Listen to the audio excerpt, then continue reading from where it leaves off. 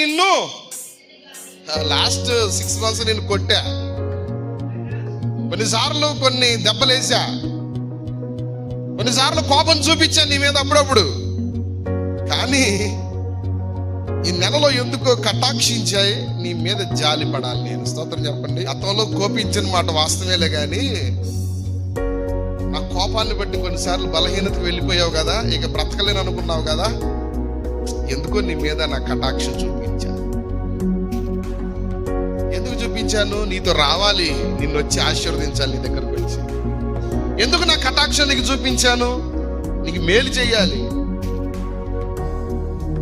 ఒకవేళ నువ్వు అనుకున్నట్లు కీడు అనుకుంటున్నావేమో, ఆ కీడును కూడా నేను నీకు మేలుగా మార్చాలి.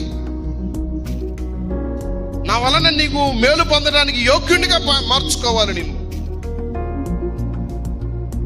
నా కటాక్షం చేత నీ అపజయ జీవితానికి